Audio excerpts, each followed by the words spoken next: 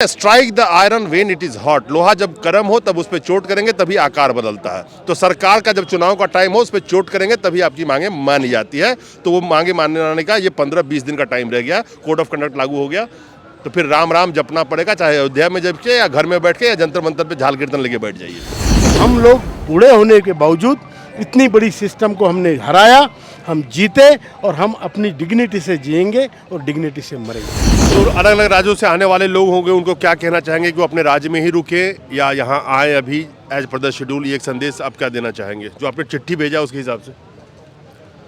अभी हम लोग तो यही कह रहे हैं कि जंतर मंतर पे परमिशन नहीं मिल रही है। 2-3 दिन में हमारा काम हो भी सकता है, पूरी तरह से हमें यकीन है। तो हम उनको यही कहेंगे कि जिन लोगों ने रिजर्वेशन नहीं किया वो मत करें, और जिन्होंने किया अगर वो कैंसिल हो सकता है तो ठीक है। कमांडर राउत जी हमारे साथ हैं और मैं इनसे जानना चाहूँगा कि ये जो एक अनंत लड़ाई की तरफ ये लड़ाई जा रही है, उस अनंत लड़ाई में बहुत सारे लोगों के पास अनंत टाइम नहीं होता है। उम्र अनंत नहीं हो सकता कभी।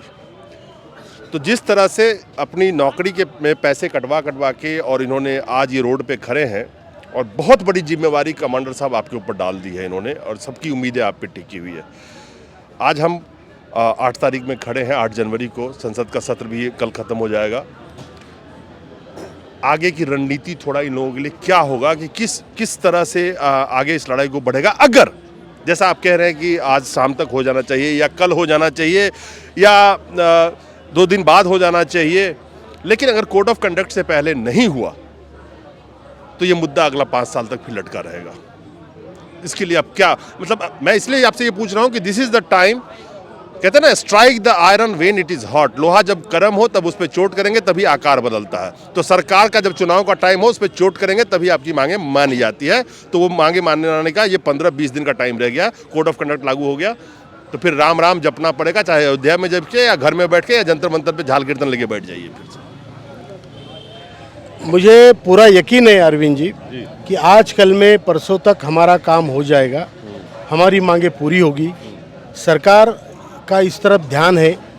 आप देख रहे होंगे, आप ही के जरिए हम लोगों का आंदोलन आप संचार माध्यमों के जरिए पूरे देश में फैला है। आज ट्रेंडिंग नंबर 1 पे चल रहा है। बहुत लोगों की सहानुभूति है, लाखों लोग देख रहे हैं। तो ये सब सरकार की नज़र में भी होगा, क्योंकि उनकी भी तो आंखें कान होते हैं। तो उन्होंने देखा होगा कुछ ना कुछ हमारा आज कल परसों तक होना ही चाहिए। अगर और होगा, पक्का होगा, मुझे यकीन है। इसलिए इसी आशा में हम ठंड में यहाँ बैठे हैं, इतने दूर से लोग इसी आशा में आ रहे हैं। और अगर नहीं होता है तो उसका परिणाम देखो फिर तो ये है, मैंने उस दिन भी आपको बताया, आज फिर दोहराता हूँ, हमारी जीत में सरकार की जीत है और हमारी हार में सरकार की हार है। ये लोग कम नहीं है, 30 करोड़ जनता से ज़्यादा जनता है। चलो इतने लोग शायद ये बात ना समझ पाए, उसके 30% भी समझ पाए तो भी बहुत बड़ी संख्या है। और इसमें कोई शक नहीं कि ये मुद्दा आज लोगों तक पहुंचा है, लोगों के दिलों में है। और आप देखेंगे कि पॉलिटिक्स अपनी जगह, लेकिन ये सामाजिक मुद्दे को लेकर इसके प्रति सहानुभूति पूरे देश में है। और ये अंडर करंट जो बह रहा है, लोग देख रहे हैं सरकार क्या कर रही है, इस पर लोगों की निगाह है। आपने बोला मेरे ऊपर भार, मेरे ऊपर भार क्या? लक्ष्मण ने भार उठाया था राम का। मेरी वही भूमिका है कि मैं, वनवास तो राम को हुआ लेकिन मैं लक्ष्मण उनके साथ हूँ, उनकी लड़ाई लड़ूंगा और उनको जिताऊंगा ज़रूर। और मैं अकेला नहीं, हम सब मिलके जीतेंगे और जीतेंगे। इन लोगों को ये खुशी इस दुनिया में मिलेगी कि हम लोग बूढ़े होने के बावजूद इतनी बड़ी सिस्टम को हमने हराया, हम जीते और हम अपनी डिग्निटी से जिएंगे और डिग्निटी से मरेंगे। कमांडर साहब, सवाल ये है कि जो 27-28 फरवरी तक का पूरा आपने एक प्रोग्राम शेड्यूल सब जगह भेजा था, तो कर्मी कंसर्न का पूरा डेट था, उसमें सब कुछ था, लोग बाग यहाँ आ भी रहे हैं उसी हिसाब से। तो आज जबकि जंतर मंतर पे परमिशन के लिए आपको मना किया जा रहा है, सब कुछ हो गया है, तो इस कर्मी कंसर्न का अभी क्या करेंगे आप? आगे का क्या, मतलब इस कर्मी कंसर्न का ख़त्म माने यहाँ पे? देखिए, एक तो ये आंदोलन को हम विस्तारित करेंगे पूरे भारत में, ज़िले ज़िले में। दिल्ली का जहाँ तक सवाल है, दिल्ली में आंदोलन स्थगित नहीं होगा। दिल्ली में भी आंदोलन जैसे देश में चलेगा, यहाँ भी चलेगा।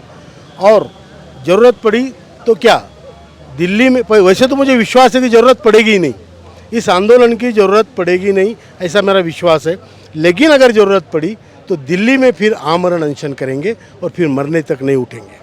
करेंगे कैसे? परमिशन का तो बहुत बड़ा इशू बना रहे हैं ये। मतलब उनको पता है कि विरोध करेंगे तो आप तो करना चाहते हैं, परमिशन में हमें क्या? परमिशन जंतर मंतर की मिले ना मिले अरविंद जी, हम राजघाट में कहीं भी जाएंगे। जहां आप आए वहां हमारा आंदोलन है, जहां मीडिया आए वहां आंदोलन है। पुलिस से हमें क्या लेना देना? हम तो चाहे खेत में आंदोलन करें मरने के लिए, आप कवर करो, दिखाओ दुनिया को कि ये हाल है, तो बस हो गया हमारा आंदोलन। हम अपने आप कष्ट सहेंगे और उसका जरिया वाया मीडिया आप होंगे जो पूरे दुनिया को दिखाएंगे कि इनकी हालत क्या है। तो हमारा आंदोलन परमिशन पे नहीं टिका है, हमारा आंदोलन आप पे टिका है। जो अलग अलग राज्यों से आने वाले लोग होंगे उनको क्या कहना चाहेंगे कि वो अपने राज्य में ही रुके या यहाँ आए अभी एज पर द शेड्यूल? ये एक संदेश आप क्या देना चाहेंगे जो आपने चिट्ठी भेजा उसके हिसाब से? अभी हम लोग तो यही कह रहे हैं कि जंतर मंतर पे परमिशन नहीं मिल रही है। 2-3 दिन में हमारा काम हो भी सकता है, पूरी तरह से हमें यकीन है। तो हम उनको यही कहेंगे कि जिन लोगों ने रिजर्वेशन नहीं किया वो मत करें, और जिन्होंने किया अगर वो कैंसिल हो सकता है तो ठीक है। जो ट्रेन में बैठ गए उनके लिए तो कुछ नहीं कह सकते, उनको तो हम रिसीव करेंगे यहाँ पे। चलिए, इन शॉर्ट कंक्लूड कर देता हूं कि ये आंदोलन बदस्तूर जारी रहेगा। बेशक इनको परमिशन नहीं दिया गया जंतर मंतर पर दिल्ली में। आगे का प्लानिंग ये है बहुत शॉर्ट में समझने के लिए कि हर राज्य में आंदोलन जारी रहेगा, दिल्ली में भी आंदोलन जारी रहेगा, और जब भी जरूरत पड़ेगी ये सब सारे राज्यों के जो ईपीएस पेंशन है जहां कहेंगे कमांडर साहब वहां इकट्ठा होने को तैयार है। चलिए, मैं कमांडर साहब से मैं ये एक चीज़ कहना चाहूँगा कि 1-2 दिन हम भी इंतज़ार करते हैं, और अगर ये काम मौजूदा सत्र में सरकार करती है या नहीं करती है, देखते हैं चांसेस क्या बनता है। आगे ये क्या करेंगे और किस तरह से चुनाव से पहले क्या रणनीति होगी ताकि सरकार के कानों में ये आवाज़ गूंजे, खासकर कोड ऑफ कंडक्ट लगने से पहले, इस पर भी अपडेट देता रहूँगा। फिर दोबारा आपसे मैं बात करूँगा जी 1-2 दिन बाद। धन्यवाद। नमस्कार।